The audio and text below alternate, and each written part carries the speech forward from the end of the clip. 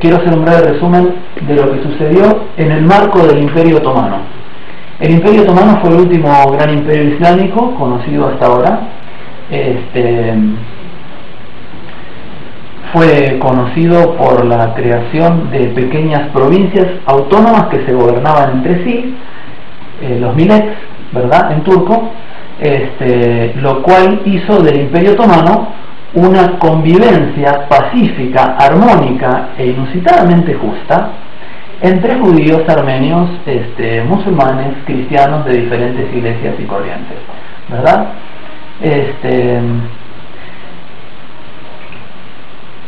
Creo que es en el siglo XVI aparece dentro del Imperio Otomano una corriente de turcos, de pensamiento turco, conocido como el Tanzimat. El Tanzimat es el nombre, un plural, que refiere a un conjunto de reformas políticas pro-europeas. A partir de ese entonces los europeos comienzan nuevamente a repuntar su poderío militar, lo cual desemboca con la revolución industrial. Y los turcos vienen olfateando esto porque los turcos estuvieron ahí a las puertas de Hungría e invadieron Europa, ¿verdad?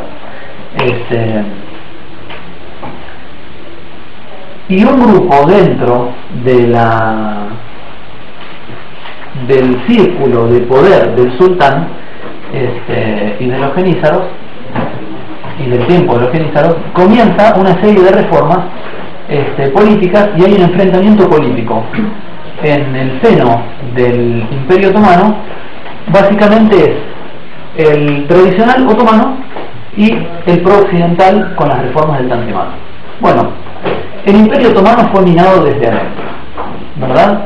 Los otomanos comienzan a hacer tratados comerciales y políticos humillantes para el Imperio Otomano y comienzan un largo periodo de decadencia que desencadena en principios del siglo XX en la finalización del califato otomano.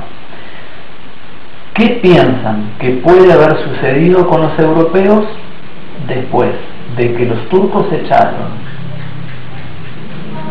poco menos de 1000 años atrás a los europeos de Tierra Santa,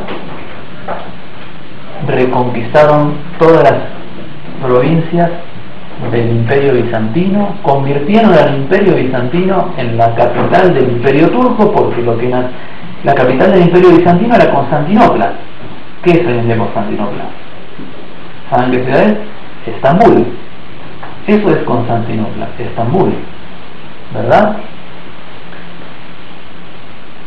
Amenazaron con invadir Europa, los turcos otomanos, y de repente una corriente dentro del Imperio Otomano, apoyada apoyada fervientemente y con inteligencia, seguramente con un aparato de inteligencia desde Europa, una corriente dentro del Imperio Otomano comienza a querer europeizar el imperio, y esa pérdida de identidad resulta en conflictos como el bombardeo del cuartel de los genízaros defendían el Imperio Otomano tradicional,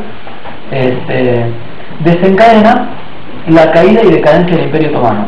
De repente desaparece el Imperio Otomano y Europa ya no se siente amenazada. ¿Qué puede pasar ahí? Ánimos de reconquista, ¿verdad? Los europeos se abalanzan, las naciones europeas, como buitres, y se reparten las dependencias y las provincias del Imperio Otomano. Los franceses cogen Argelia, los españoles cogen Marruecos, ¿y a quién le toca Palestina? Le toca a los ingleses. Los ingleses formaron parte de esa fiebre racista que hubo a finales del siglo XIX. Buenas noches. Buenas noches. Muchas gracias. Participaron igualmente de esa fiebre racista con una actitud probablemente propia de ellos, con su diplomacia, con su manera de ser. No eligieron ningún visible gran dictador, pero no le tenían ni le tienen hoy en día más cariño a los judíos del que le tenían alemanes, españoles, hoy los italianos. ¿Por qué ingleses hacen este acto de generosidad de entregar el protectorado palestino que le ganaron al Imperio Otomano a la nación judía. ¿Fue realmente así? Y esto es lo que ya vamos a discutir a continuación, la naturaleza del Estado de Israel. Porque toda esta teoría que estoy desarrollando no se apoya sino en los hechos históricos previos, entre los cuales yo estoy fundamentando un enfrentamiento racial por la concepción que se tiene del mundo, de la sociedad humana y de la religión, ¿verdad? Entre pueblos semitas y pueblos arios, que derivó en un enfrentamiento religioso a partir de que el cristianismo deja de ser una religión de origen semita y se convierte en la religión oficial del hombre blanco europeo y fundamentalmente de lo que quedó del Imperio Romano, ¿verdad? ¿Por qué los europeos, después de casi 2000 años de persecución, odio y racismo xenófobo contra los judíos, quieren crear un Estado judío? ¿Realmente es razonable eso? No es razonable en absoluto. La realidad es que Israel no es en absoluto un Estado judío. Israel no es un Estado judío. Israel fue creado por un grupo díscolo de judíos apóstatas de su propia religión, la mayoría de los cuales eran lisa y llanamente ateos, de judíos ashkenazíes de Europa occidental, ¿verdad? Estos judíos, más que judíos, eran hebreos o judaizados. Por lo tanto, la posición del judaísmo les importaba poco. Lo que les importaba era fundamentalmente la finalidad política, ¿verdad? A lo largo de la historia de la humanidad ha habido muchos grandes imperios con muchas grandes religiones, y esas grandes religiones han sufrido muchas sectas heterodoxas que se han desgajado de la rama principal y que han luchado contra el poder principal, contra el poder instituido del imperio y contra la versión imperial de la religión, ¿verdad? Tanto en el antiguo imperio de la India, los imperios musulmanes sufrieron eso, el imperio romano habrá sufrido en su tiempo eso cuando tenía una religión durante más de 100 años, todos los grandes imperios.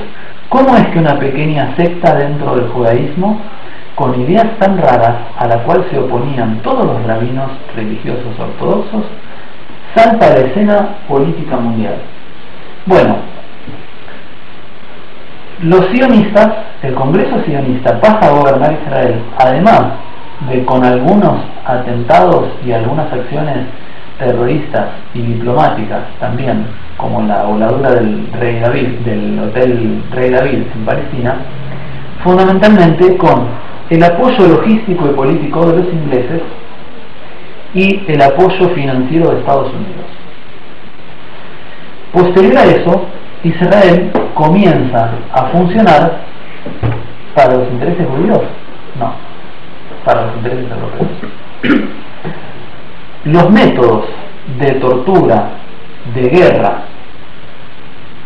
y de represión de manifestaciones que muestran hoy en día los israelíes no son en absoluto un fruto del pensamiento ni de la forma de ser ni de la religión del pueblo judío.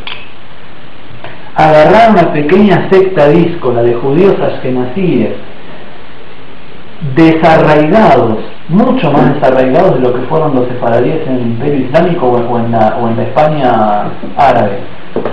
Agarrar un grupo entre los cuales la mayoría eran ateos y ponerlos en el poder de un gran Estado y decir que eso es un Estado judío es una falacia.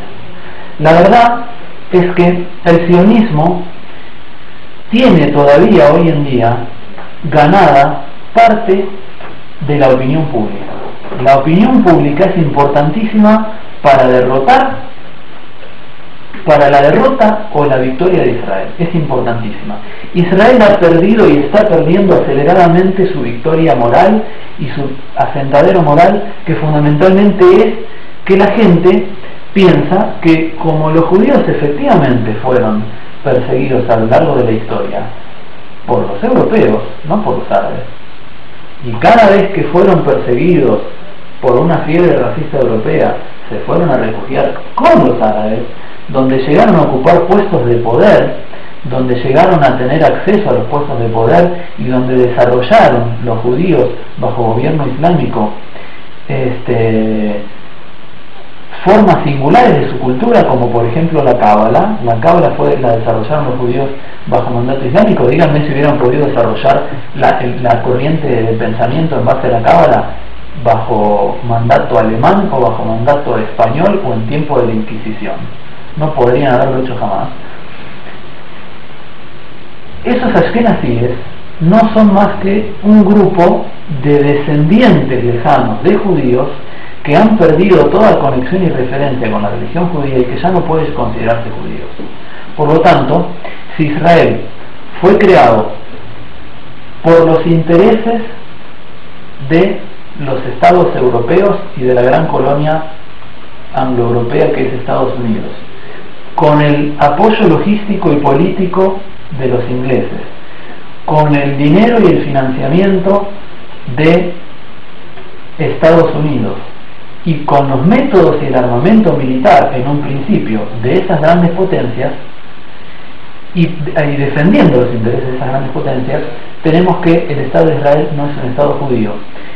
Los árabes entienden esto de una forma mucho más natural. Ellos ven a Israel simplemente como una nueva cruzada. Israel es una nueva cruzada, se cayó el Imperio Otomano y los europeos tuvieron la posibilidad de echar mano de todas las colonias árabes y de Medio Oriente que estaban en posesión del Imperio Otomano y reconquistaron Tierra Santa. Lo mismo que quisieron hacer hace 7 siglos, lo volvieron a hacer ahora. Le pusieron nombre de Israel, dijeron que Israel es un Estado judío, pero es exactamente lo mismo. Yo quiero leer un breve análisis que hace este historiador Amin Maalouf, donde hace algunas comparaciones mucho más minuciosas de las que yo hice y mucho más minuciosas de las que uno pudiera esperar. Dice Amin Maalouf en su epílogo a las cruzadas vistas por los árabes: asediado por doquier, el mundo musulmán se encierra en sí mismo, se ha vuelto friolero, defensivo, intolerante, estéril, y desarrolla otras tantas actitudes que se agravan a medida que prosigue la evolución del planeta de la que se siente al margen. A partir de entonces el progreso será algo ajeno, igual que el modernismo. ¿Era necesario afirmar la propia identidad cultural y religiosa rechazando el modernismo, cuyo símbolo era Occidente? Por el contrario, ¿era necesario también emprender resueltamente el camino de la modernización, corriendo el riesgo de perder la propia identidad? Acá está hablando de ese conflicto que tuvo Oriente Medio y que se dio en el seno del Imperio Otomano entre los proeuropeos y los tradicionalistas. Ni Irán, ni Turquía, ni el mundo árabe han conseguido resolver todavía este dilema. Y por ello seguimos asistiendo hoy en día a una alternancia con frecuencia brutal entre fases de occidentalización forzada y dictatorial y fases de integrismo a ultranza y fuertemente xenófobo de nacionalismo árabe o turco o persa, ¿verdad? Con algún agregado mío para la explicación. El mundo árabe, fascinado, a la vez espantado por esos francos a los que ha conocido cuando eran unos bárbaros, a los que ha vencido pero que después han conseguido dominar la tierra, no puede decidirse a considerar las cruzadas como un simple episodio en un pasado que no volverá.